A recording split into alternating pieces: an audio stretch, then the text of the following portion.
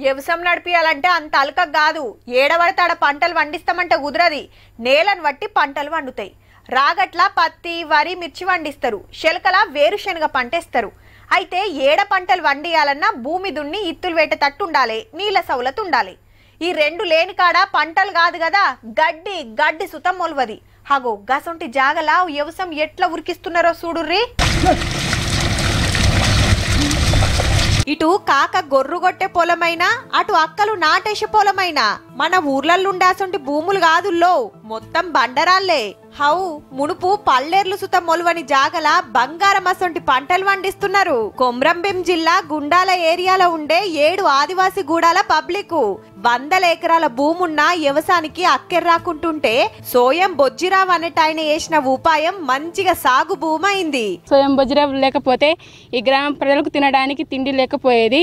అతని దయవల్ల ఇప్పుడు బండల పైన మట్టేసి పంటలు పండిస్తున్నారు సార్. ఇంతకు ఆయన ఏం చేసిండంటే చెరువులకెళ్లి మట్టిని తెప్పించి బండరాళ్ళ మీద ఓపించిండు. అచ్చం భూమి లెక్కనే అయిందిగా. అంత మంచిగానే ఉన్నది గాని నీళ్ల సౌలత్ లేక అదో తిప్పల మల్లా దానికో ఇకమతి చేసిండు.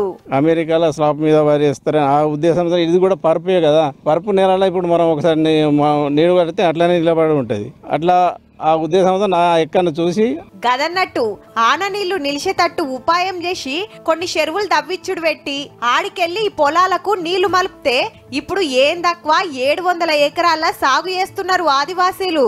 జానడు కూడా లేదు, కొద్దిగానే ఉంటది, బాగా ఎక్కువ ఉండదు, మట్టి గింతే ఉంటది. పంటలంటే వరి పంటనే ఒక పంట అవుతుంది వర్షాకాలంలో.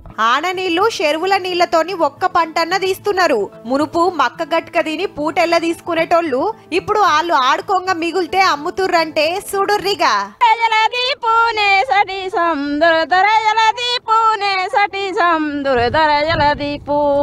ఉపాయం ఉన్నోళ్ళు ఉపాసం ఉండరంటే గిదే కావచ్చు పోర్రి.